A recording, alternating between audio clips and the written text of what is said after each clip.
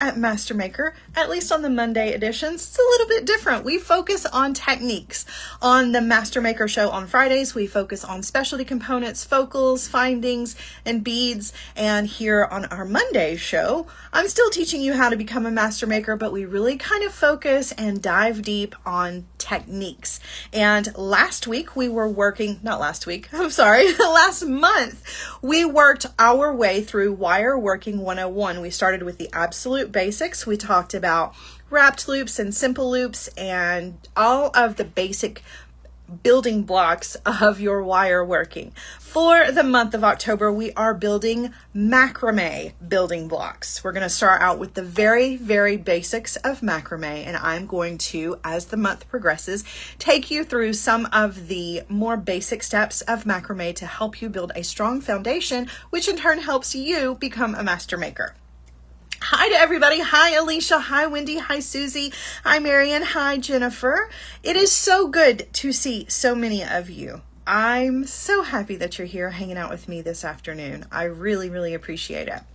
All right, guys, so let's do a little bit of housekeeping, just like always, before we get started with today's items, project, technique, all of the above. Let's talk about our housekeeping, shall we? So first and foremost, guys, you can hit that shop button in the bottom corner of your screen at any point during today's show to bring up all of the information about all of the items that are in today's show.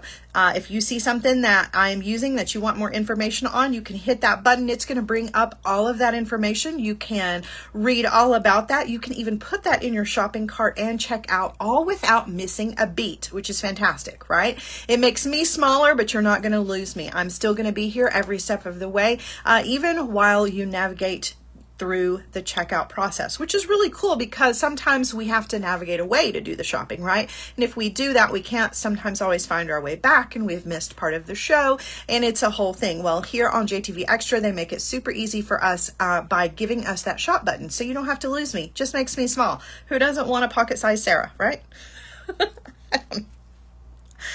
So yeah, at any point you can hit that shop button if you would like to. Also, guys, you can hit those heart buttons anytime you see something that you like or love in the show, whether it is a technique or an item, or you're just having a good time. Hit that heart button to share the love. And speaking of sharing, if you do not mind to share this on social media, anywhere that you are able to do so. So if you're part of a Facebook group that allows you to share these kinds of videos, we please encourage you to share with everyone. And if you don't mind, or if you don't belong to any groups, if you just want to share this on your own social media feeds, we appreciate that as well. It's like virtual word of mouth. It is the very best way to reach the other makers out there who don't yet know about JTV Extra or Master Maker or Jewel School or JTV. And we want to reach all of those people and bring them into our community because we have a great community, don't we? We have an amazing group of people here and we are always looking for new people. We want to reach all of the makers that are out there who are either makers already or could potentially be a maker, right? That untapped, love of jewelry making. We want to reach out there and grab those people and bring them in and welcome them with open arms. Judy says she shared on Facebook. Thank you so much, Judy. We appreciate that more than you know. It is really the very best way to reach people, especially this day and age when everybody is on social media, right? It's a great way to reach out and grab those people.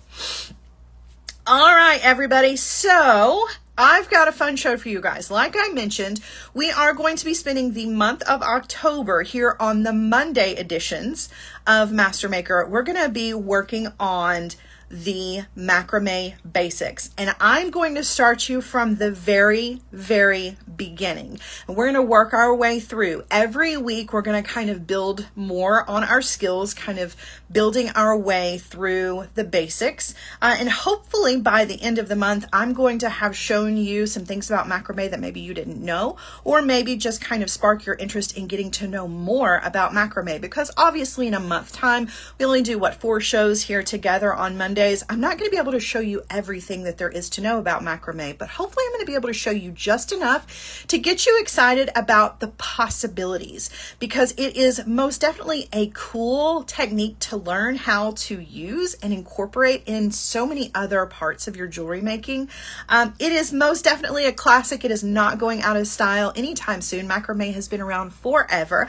I can attest to some of that time, as that is where I actually started with jewelry making. Once upon a time, I started out with seed beads with my grandmother, but that was very long time ago. In my teenage years, though, macrame was what really kind of ignited my passion for jewelry making. So this is a very near and dear technique or art style to me. So I'm really excited to get to spend the month of October showing you all about the cool things that are possible with macrame. And like I said, we're going to start out today with the very, very basics.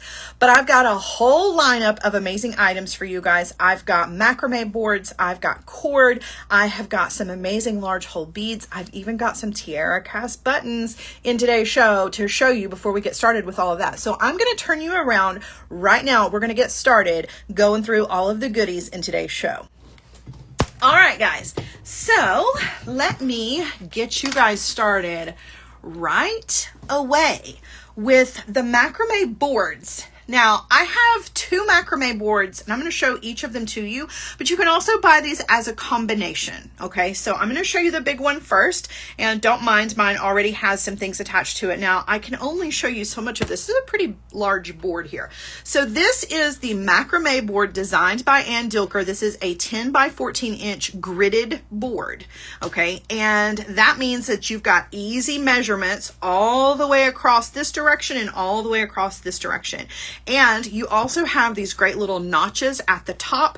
If you're not familiar with what those notches are for, I'm going to show you, because down here at the bottom, I actually have my cord attached. So you can actually take your cords at the top or the bottom or through the sides and just kind of tuck them back so they are out of the way and you have your hands free, and it's going to keep everything nice and stationary for you. This is also a self-healing board, which means that you can use pins with this, which is one of my favorite things to use, is the pins. As you can see, I've got some T-pins here that are holding 3 of my potential projects here in place. But you just take your little pins and you're just going to push those into the board, and then eventually it will heal back, right? So that was another thing about this that makes it really cool, because you do have the option of using the pins, or you can use the little slots up here at the top or all the way around. Those go all the way around, by the way. One of my favorites, because it's nice and flat, you can just kind of toss it over to the side. It's not very heavy, but if this is a little bit too big for you, I'm going to sit it to the side. Like I mentioned, I've got the mini board. So I've got a mini macrame board. This was also an Ann Dilker board. This one is just the smaller version of that larger board. This one only goes down to 9 inches, and you have got that 6 inches this direction down to 9 inches here. It's just, like I said, just a smaller version. This one's going to fit in your bag a little bit easier, but it still has all of the same features. It has all of the measurements for you, and it has the little places where you can tuck your cord, as well as it being self-healing, so you can use pins on it if you want to as well, which I love. I absolutely love. And you can see I'm kind of utilizing up here the little place to put your cords, and then out to the side you can literally kind of put your cord anywhere you want to, and it's going to remain in place. It does take 2 hands to do that. But you can see it's just a smaller version. Okay, now what if you're the kind of person who needs both? That's me. I'm kind of that person. I'm not going to lie. I'm going to leave this one right here for a second, just so that you're not looking at empty screen here. But you can also grab these as a set. So I've got the macrame board and the mini macrame board as a set. So you can buy them individually if you want to, or you can buy them together. It is totally up to you. I love that JTV offers it that way, because not everybody wants both boards. And then there are those of us who have to have both boards, right? So JTV makes it easy for you. You don't have to choose, you don't have to sacrifice. If you want them both, you can get them both. Or if you only want one, you don't have to pay for both, which is nice, right? I mean, that's cool. It's cool. They're thinking about us, right? All right. So we are going to be using the macrame boards at least for the next 2 weeks. And then I'm going to bring in a different board to use. And then we're going to kind of compare and contrast the two boards towards the end of the month. But I do think that you're going to find that they're both pretty amazing. And I definitely love them. So we're going to start out with the macrame, the self-healing macrame boards for this week. Now you're going to need some cord if you're going to be working and doing macrame, learning knotting. Even if you just like to use this for stringing, it's still fantastic. So I've got some milk chocolate S-Lon.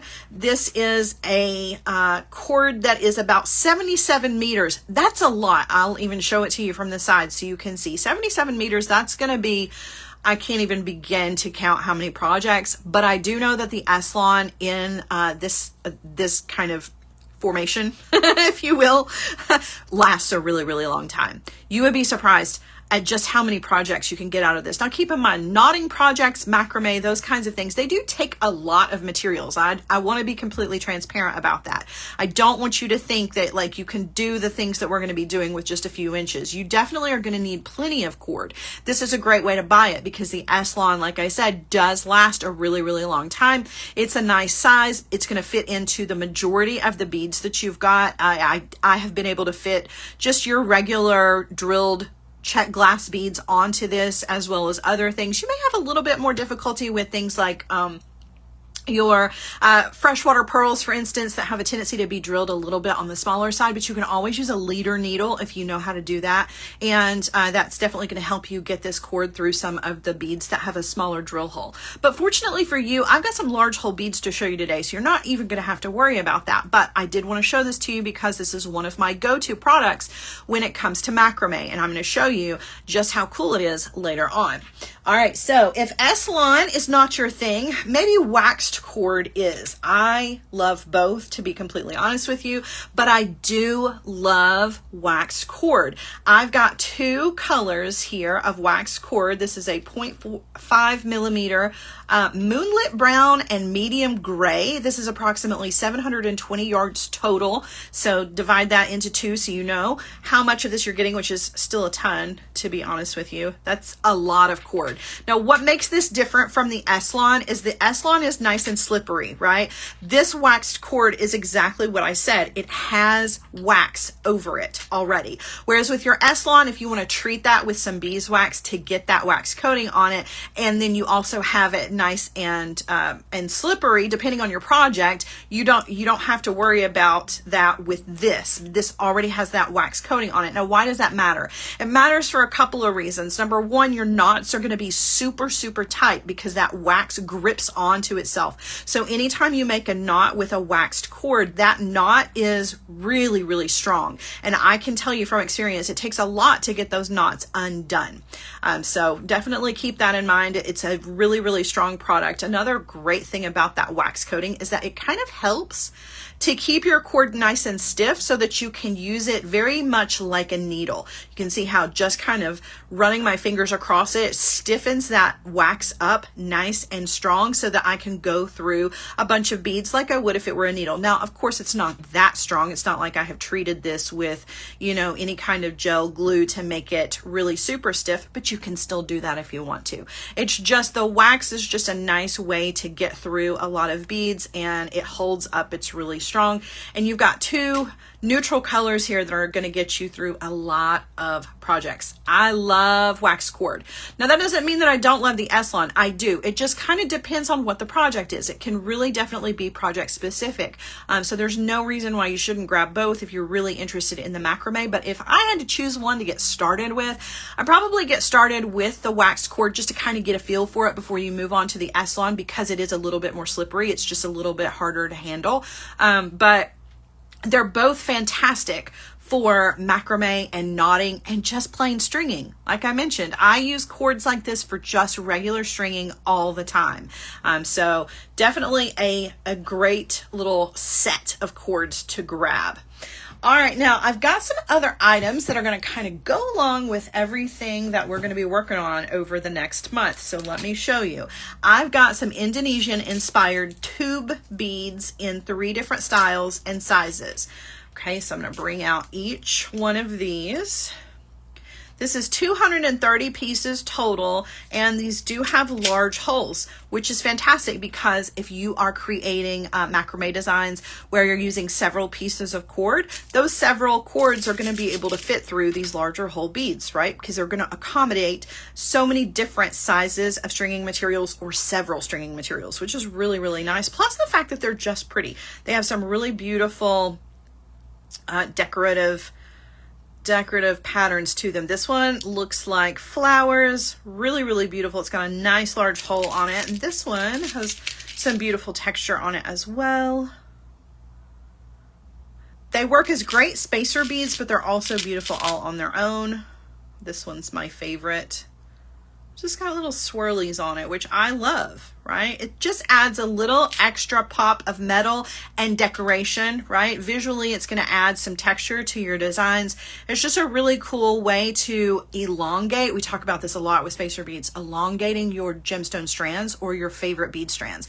Say you've only got 15 of a bead and you want to do an entire necklace, but 15 is not quite enough. Pop some of these beautiful spacers in between there. Not only are you adding beauty to your piece of jewelry, but you're also getting the most bang for your buck out of the strand that you only had 15 of. You know what I'm saying? Because you're really kind of making it go further lengthwise. So I love these. Going to include some of these in some of our projects. These can be used, like I said, over multiple strands or just large strands if you're going to be doing some macrame with, or just knotting in general with leather cords. Some of those leather cords are a little thicker. These beads are going to fit perfectly on those. So just a really beautiful addition to all of the cool things in today's show. Now, another really cool addition is a button. I love a button. I get really excited anytime I have buttons in the show. I think the last time that I had buttons in the show, they were coconut buttons.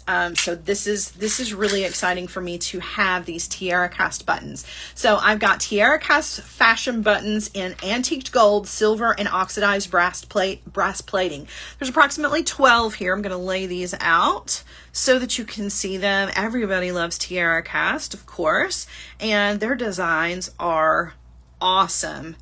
And this little kit's going to give you a little sample of all of the really beautiful styles. Look at all of those, so pretty.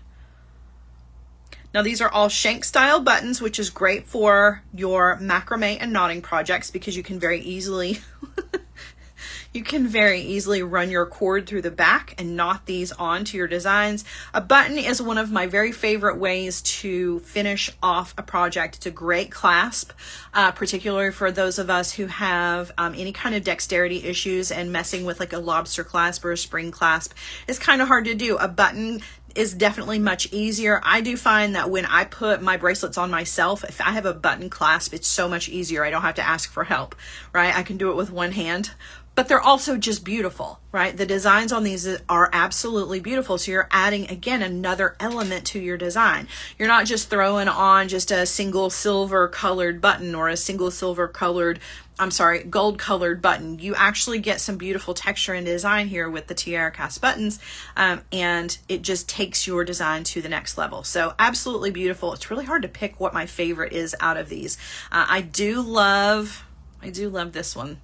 I love that heart that's on there, but then I'm all about a button. Like, for me personally, any button is a good button, and you can't go wrong with tiara cast. Everybody knows tiara cast is the best of the best when it comes to metal products, right? So sad that they are not with us currently, right? But we can still grab tiara cast products here at JTV, which is fantastic. So grab these up. These are going to be great not only for your macrame and knotting projects or just your stringing projects, but if you've got some craft projects at home and you want an extra special button, these tiara casts definitely fall into that category of extra special. All right, so I'm going to sit these to the side. This won't be the last time you see these over the month. I'm going to be sharing these buttons all month long. All right, now I've got beads. I promised you I had large hole beads. Large hole beads can be really hard to find.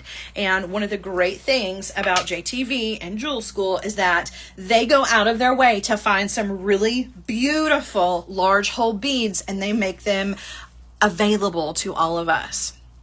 I've got a rhodonite simulant. This is approximately an 8mm bead. It is a large hole round bead. As you can see, this is a 7 to 8 inch strand. That's going to get you a couple of projects right there, right? And like I said, those large hole beads, sometimes that can be really kind of hard to find. So a lot of times I will have to wait until my trip to Tucson, right, every year to find good large hole beads. JTV takes all of that. I don't have to even get on a plane, right? I can just go search Jewel School and large hole beads, and these amazing beads are going to come up. So this is the rhodonite simulant. Okay, that's not all. I've got a lot, so I'm going to go through these kind of fast here. I've got a serpentine 8mm large hole bead strand. Again, this is about an 8 inch, 7 to 8 inch strand. This is a beautiful green. Absolutely beautiful green. This is going to be one of those greens that you can use all year, but is extra special in the fall. It's such a good fall green. Love that. All right, set that over to the side. I've got red tiger eye. This is another 8mm round large hole bead. This is an 8-inch strand. Red tiger eye is one of my favorites. I do love a traditional yellow tiger eye, but the red, there's just something really kind of special about that red tiger eye. And you can see how beautiful that is as I spin that around. Love that. So pretty. Set that over to the side. All right, I'm actually going to lower you down just a little bit too. Like you're up kind of high. All right, I've got large hole rose quartz. Again, 8mm. This is an 8-inch strand. Can't go wrong with rose quartz. It's always a crowd pleaser. Who doesn't love rose quartz? You can mix this with so many other neutrals. It also looks amazing with red, which a lot of people are afraid to do, but I can tell you this rose quartz color looks incredible with like corals. Right? Corals and reds. I know that's out of the box, but that's my job. Got to be thinking out of the box all the time. Really, really beautiful. Set that one over to the side. I've got, excuse me, smoky quartz. This is another one of my favorites. An 8mm round smoky quartz, an 8-inch strand of these. This is, again, another great color for fall. This is going to mix really well with bright colors as well as your neutrals. I love that. I love mixing this one. I like to mix this with like the serpentine. That's pretty, right? But it also looks really pretty if you mix it with some unexpected things, some pinks. There are some blues this is going to look great with. So smoky quartz is one of those that looks really good with so many other things, right? It's always good to have neutrals to work with. All right, I've got a dumortierite in quartz strand. This is a large hole 8mm rondelle in an 8-inch strand. I love a rondelle bead, and it doesn't matter to me whether it is a smooth rondelle or a faceted rondelle. It is such a classic shape and just really easy and fun to work with. Again, that blue, imagine that with the smoky quartz. I think that's such a cool combination. Right? Really, really pretty. So a lot of these strands are going to work really well with each other, as well as with those beautiful large hole Indonesian inspired tube beads that we have as well. So keep all of that in mind. Everything in today's show can work with each other, right? That's kind of the goal. Sarah really worked hard to put this show together, making sure that everything kind of worked with each other very, very well. So beautiful. Set that to the side. Got a couple more strands for you, and then we're going to move into our basics. I've got a fossil stone strand, 8mm rondelle, another large hole. I think it's safe to say everything in today's show is a large hole bead. This is a really, really beautiful bead though. It has so many different colors and like texture, visual texture to it. You can see each one of them is different, which I love. This has like some beautiful creams and grays and tans and browns and almost greens in it. So you're really going to be able to mix this with a lot of other colors. That's really pretty. Very, very pretty. All right. We've got matte turquoise simulant, 8mm rondelle large hole strand, 8 inches long. This is probably my favorite bead in the show, and I'll probably save this until the end of the month to even use it because I love it so much. It's so beautiful. It's got a lot of great things going for it. Number one, it's a turquoise simulant, so you know it's awesome. But it also has that matte finish, which is so popular right now. The matte finish on beads, it doesn't seem to be going out of style anytime soon. And that's good news for us because look at what we get to work with, right? So pretty. So pretty. I love this strand. All right, I've got one more strand to share with you, and then we're going to get into it. This is another really gorgeous strand. This is Rocky Butte Jasper, a 10 millimeters. So this is the largest bead we have in the show today. A 10 millimeter round bead in a 7 to 8 inch strand. Again, a great strand for fall. Though this is going to work for any time of the year, I really kind of focus on the season that we're in, and this most definitely is a beautiful bead for fall. It has the rust reds and oranges in it, the greens. There are some really interesting like green blues that are in this, as well as the creams and the tans and grays. It's just a wonderful combination. This is going to work with so many other things, and I can't help but wonder what this would look like with the red tiger eye.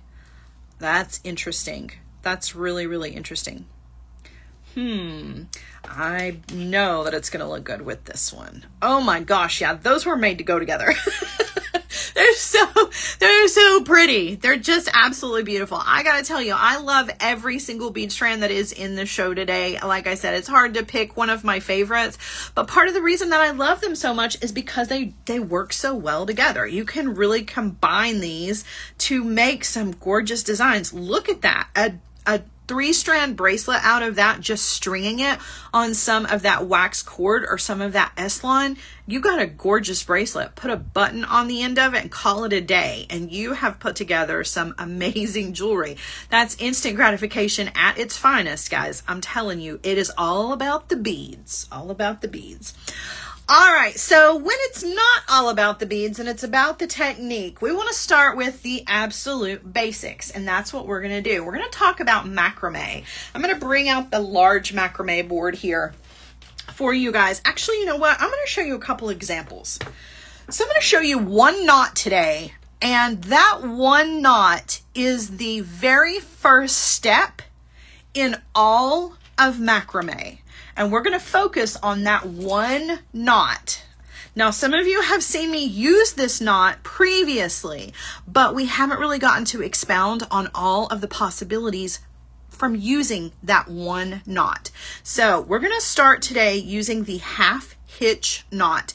It is the very first step in so many other knots, but it is a standalone knot that you can use in a lot of different ways. So we actually did this together on a previous Master Maker show that was, I don't know, several weeks ago.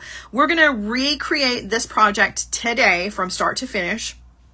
But before we get to the recreation of this, we're going to talk about all of the other things that this one knot can do. So I'm just going to show you a couple of little examples here. So that one knot is what creates this spiral. I'm going to show you how that happens. You can use that one knot to slide on beads. You can see here I have used some of those large hole spacer beads, right? It's exactly the same knot, just used in a different way. You can take the exact same knot with leather or with some of that wax cord or anything that you have on hand and alternate the directions. Same knot, right? This knot is the same knot as this knot and the same as this knot. Believe it or not. It is all the exact same movement. It's just used in a different way. And you can see what it looks like with different materials. So this is that beautiful waxed cord in that gray. I'm in love with that gray color. So pretty. There's another example of this just in a finished bracelet. So it's just that one knot. And would you believe it if I told you that that same knot is this as well? It's this exact same knot. Now, if you don't believe it to me, if you don't believe it to me, what? I'm just making things up now. If you don't believe me, I'm going to prove it to you. There we go. Words are hard. Words are hard. It's Monday. Just getting started, right? I'm going to show you how that one knot can create so many different things.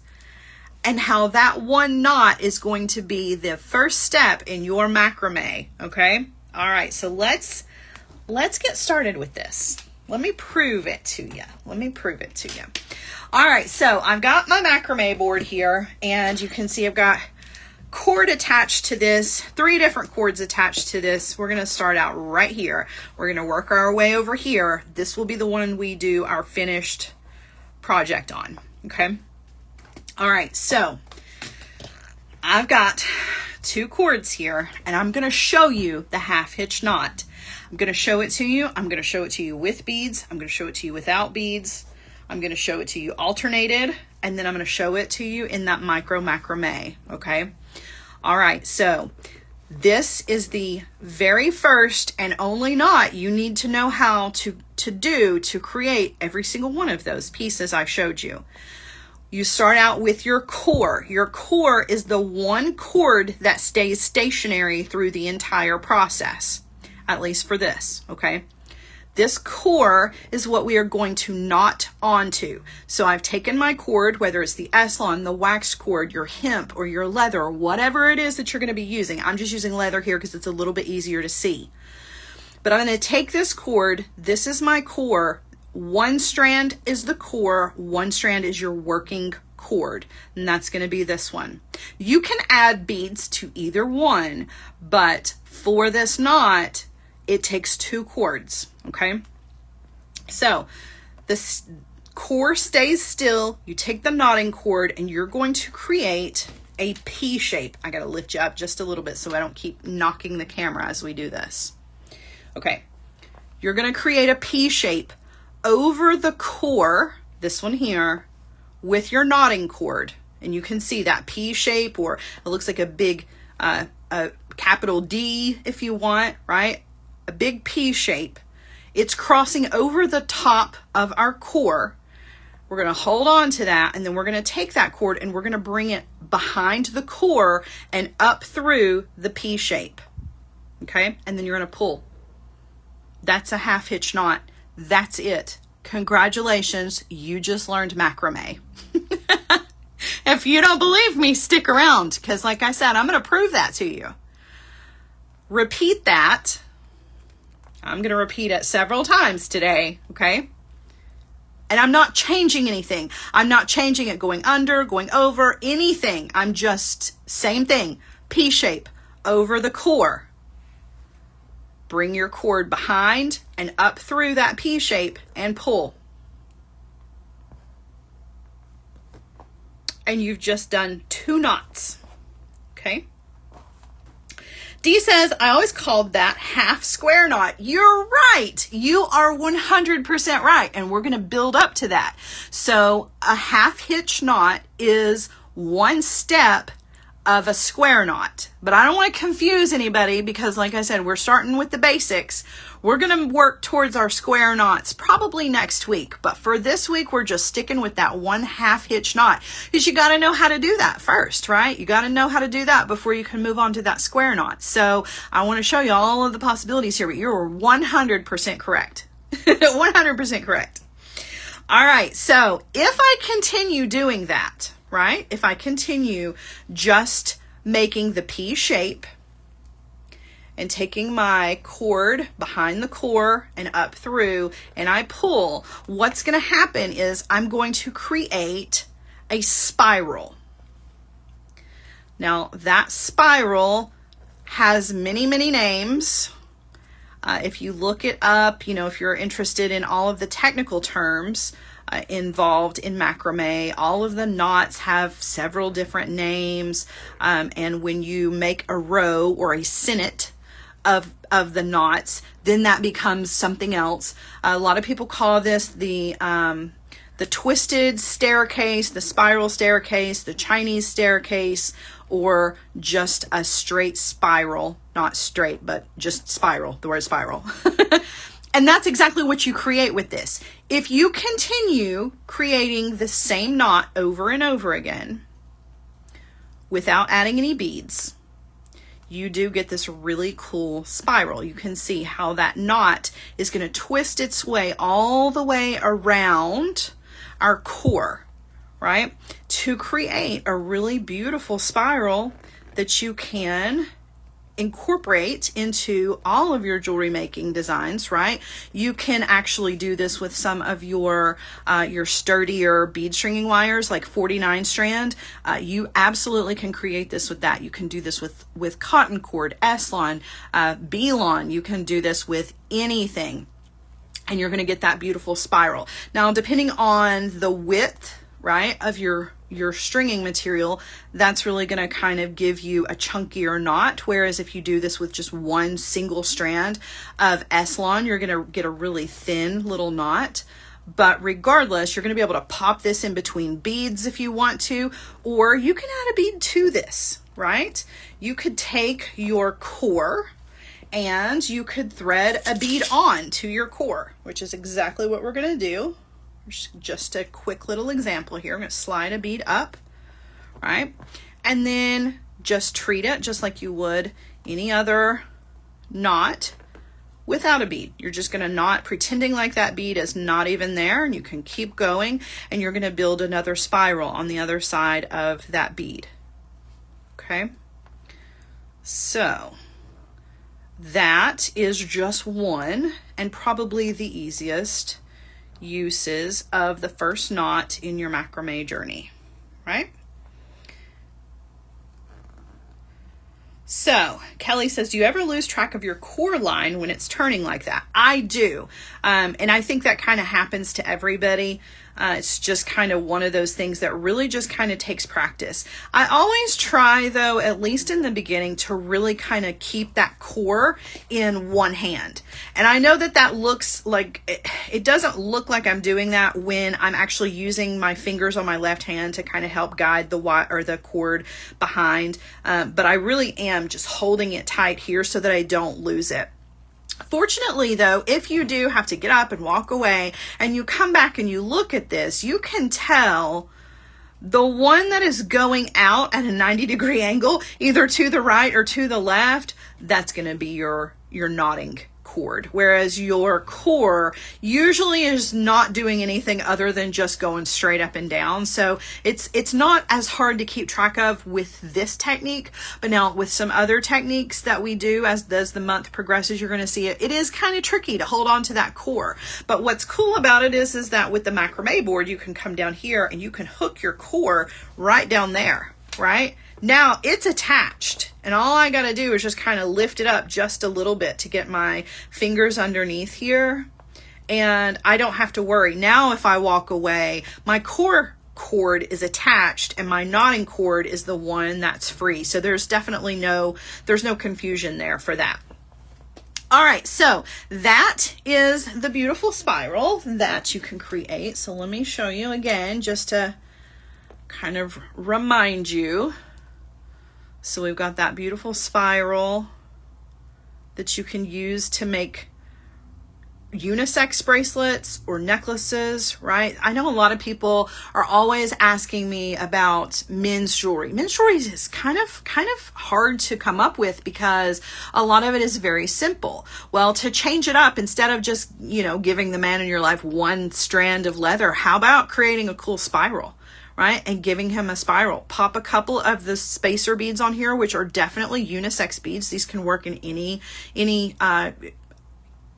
situation, any jewelry making situation, right? And you can very easily create some really cool unisex designs. That's what makes macrame so cool, right? And you can also incorporate it into your stringing and other things. Like macrame is just really awesome stuff that you can even use it for crafting. So just really, really cool. But that's that spiral that we've been talking about. You can see it with the waxed cord as well. Now I will mention that the waxed cord here, in order to get it nice and thick, like I have it with the leather, I've had to use several strands of it. So if you're using a single strand of the waxed cord or the S-lon, it's going to be a much thinner, smaller knot. So this is really kind of how many, I believe this was 8 strands. So I've got 4 strands that I was using as the core, and then 4 strands.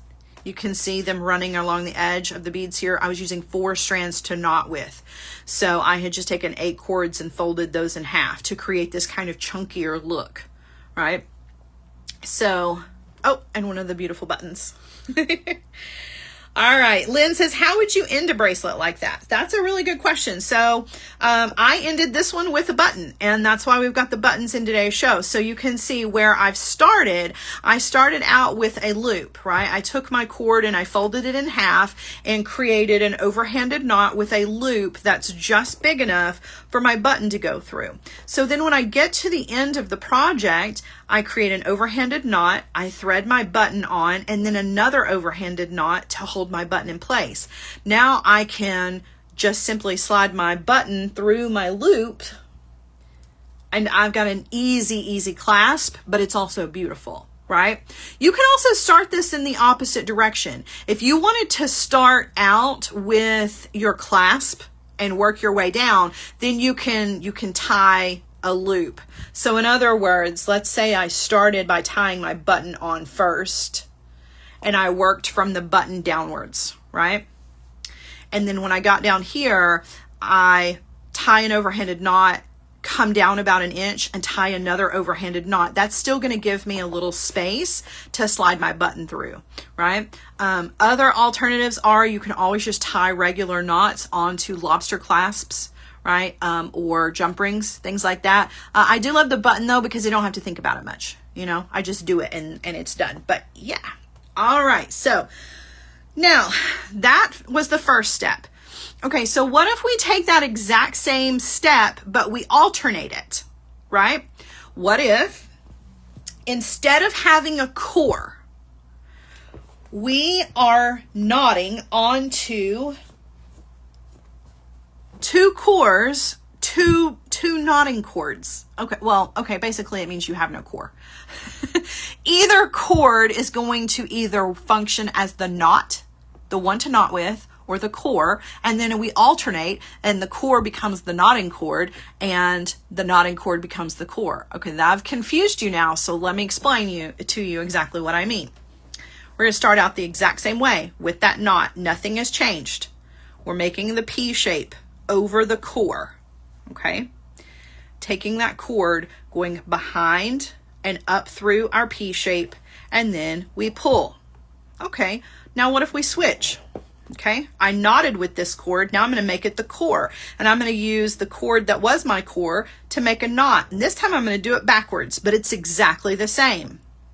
It's a backwards P shape, still crossing over the core, and I'm still going behind and up through and pull. Okay, that doesn't look like much now, but if we alternate with our P shape on the right and pull, and then we do our backwards P shape on the left and pull, right? We're going to create a really cool knotted design. Still need to lift you up just a little bit. Okay, so P shape on the right, right? It goes behind and up through and pull, and then just take your knotting cord and make it the core. Left side is a backwards P shape,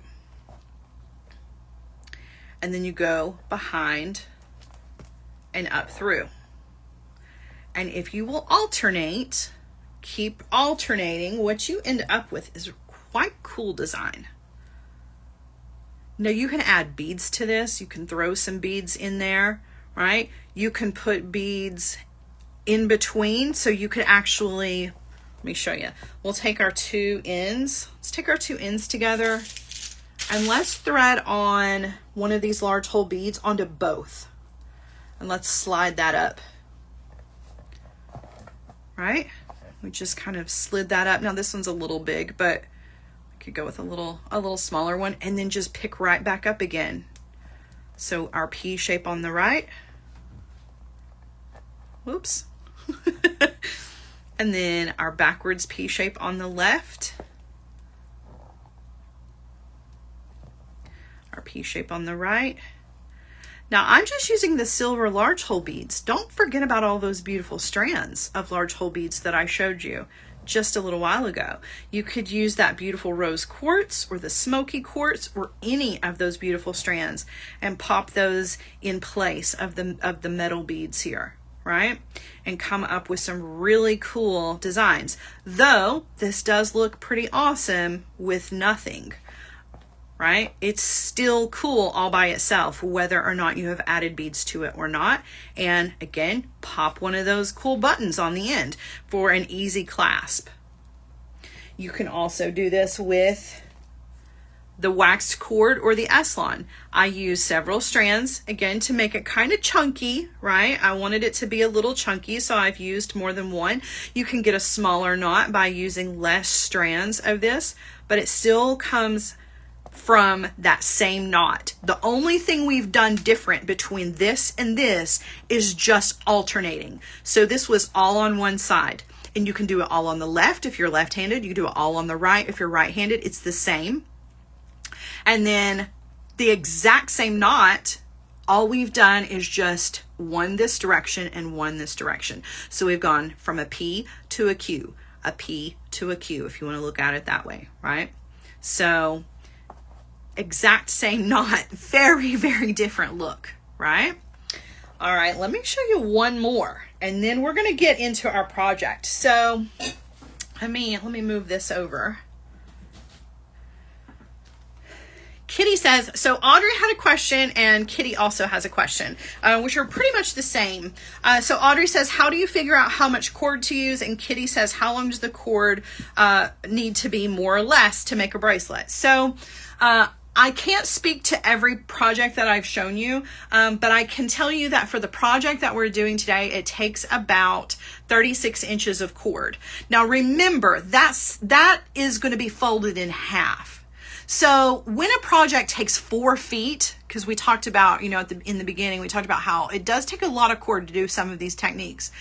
When I say it takes 4 feet, you have to kind of think in terms of folding it in half. So really, honestly, it takes 2 feet on either side to create the technique, but it's 4 feet total, right?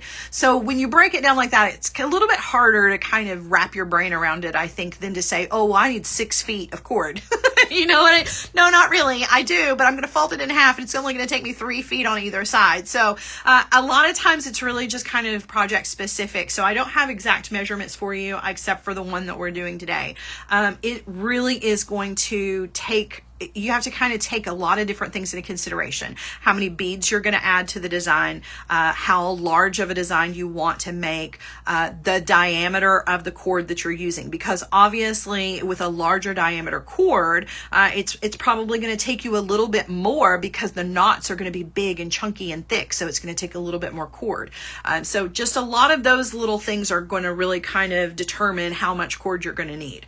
So there's not really one answer for all of that. But I hope that I've helped like guide you in the general direction there.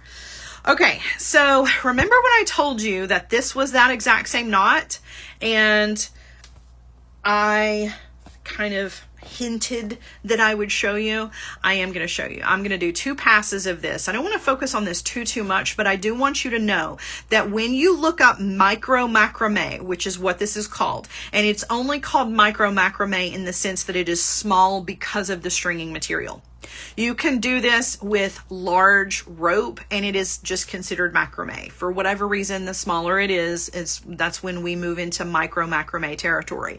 This is more like classic friendship bracelet style knotting, but it all starts with the one knot that I just showed you. It's the one knot that is the stepping stone for everything. So for a project like this, now, I'm not going to get into a ton of you know, technique for this one, but I am going to show you just to prove to you that it is in fact one knot, that single knot.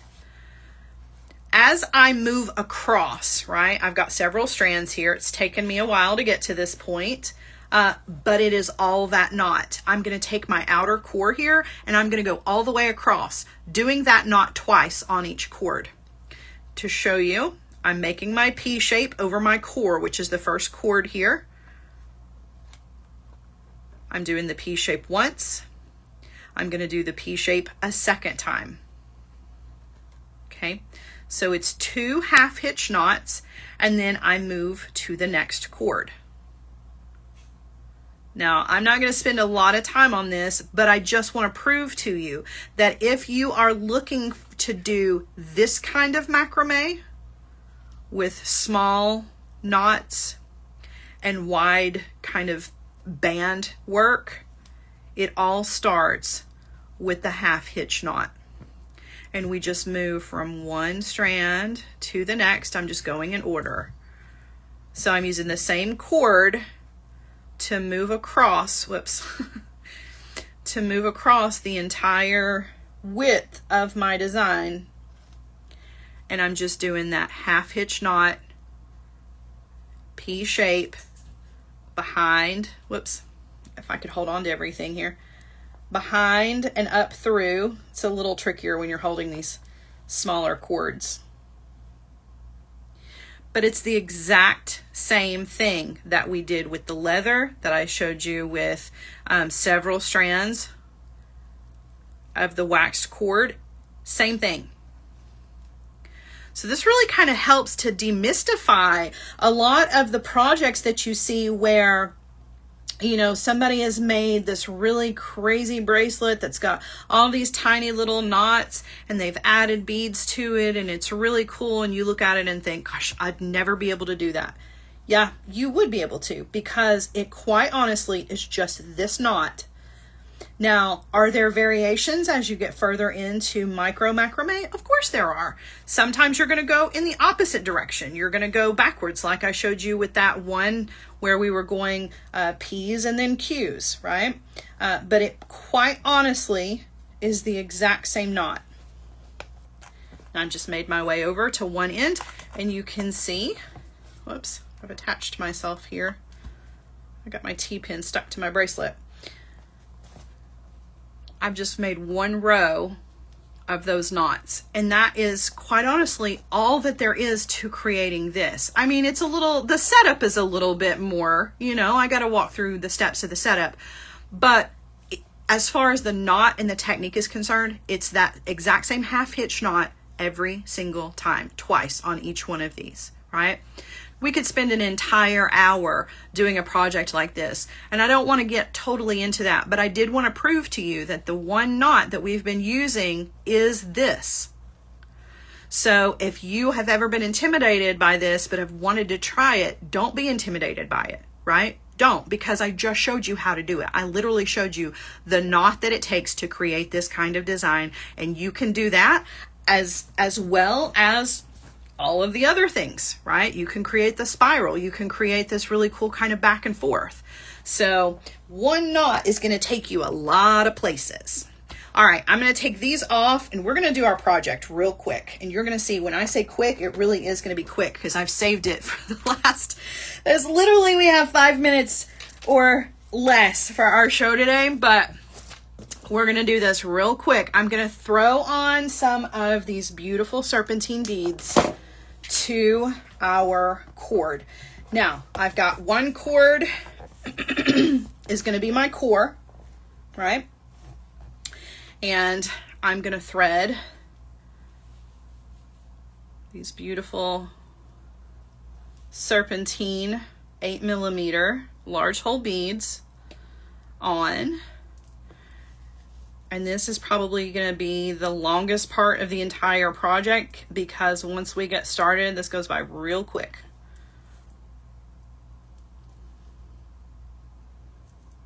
All right, so I'm just going to thread those on. I'm going to thread a few more on. Now, we might not make a full-size bracelet, but we're going to give it, we're going to give it a good try here.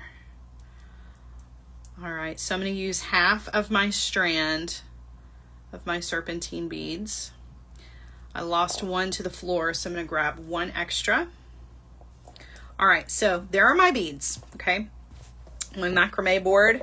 I'm going to take my beads down here with that strand, my core, tuck that in, and now I have my knotting strand.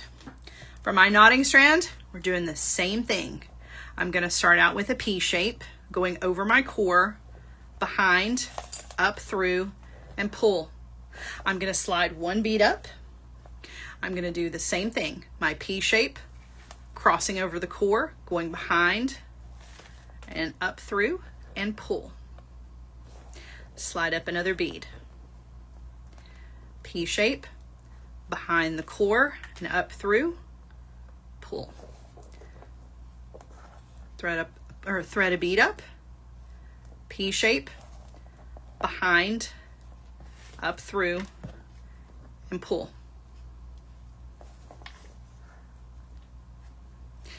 This is the exact same knot that we started with, same knot we're going to finish with. First knot in your macrame journey, and it is probably the most important knot in all of macrame. So even though we've only been together now for approximately 55 minutes, you have learned the single most important part of macrame, other than your bead choice and your stringing materials, right? Which can be any number of things. S-lawn, waxed cord. Your beads can be large hole serpentine or large hole metal beads or anything in between, right? You can use that S-lawn or waxed cord, and you don't even have to use a large hole bead. You can thread on your favorite check glass, or thread on your favorite freshwater pearl shape, right? Makes absolutely no difference. The technique is going to be exactly the same. And you've learned the most important part. So now when we get back together next week, you're going to be ready to move on to step 2. And hopefully by the end of the month, I'm going to have you ready to create some fantastic macrame and knotting designs. All right. All right, that was the last bead that I had. We're right at about 6 inches. I'm going to add a couple more beads to this so that we can get an actual full-size bracelet here, because it's a little short. I could finish it now, but I'm going to add just a couple more beads because it only takes a couple of minutes, right? So we'll add 3 more beads to this, and then we'll tie on our button and we'll have a finished piece. See if I can do that in 4 minutes or less. I bet I can. I bet I can.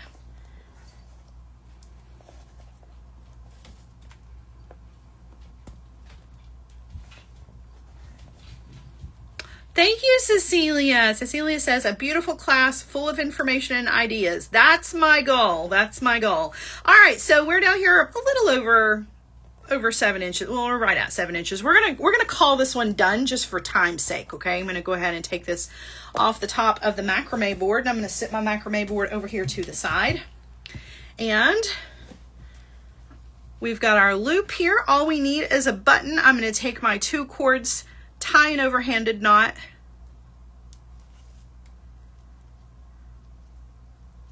pull that down,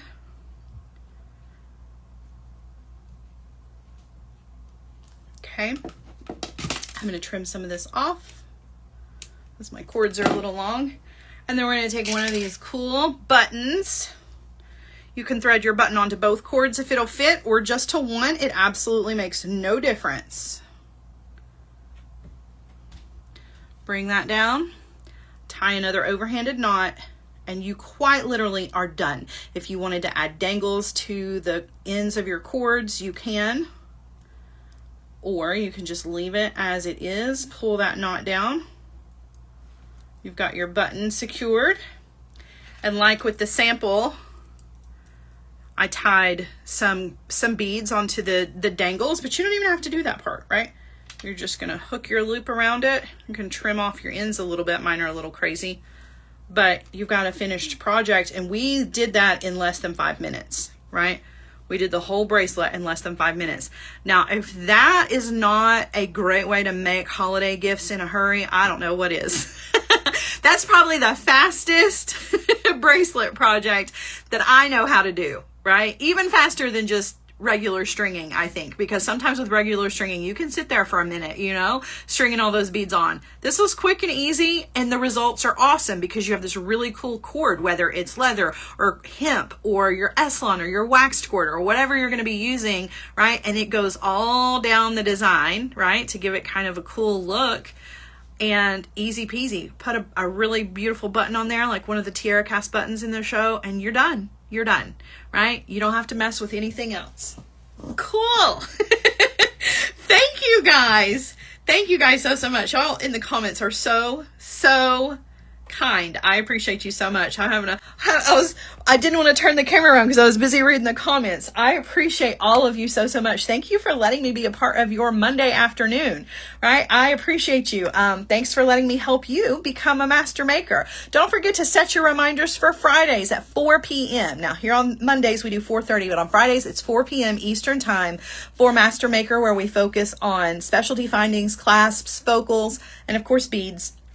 But it is also an inspiring show. I hope that you have enjoyed today's show and are looking forward to the rest of the month, where we're going to be working further into our macrame teaching and learning, and just putting together some really cool knotted designs with some really awesome products from JTV. So thanks for hanging out with me. I will see you guys again, same time, same place next week, or I'll see you on Friday, right? Have a great rest of your afternoon, guys. Bye.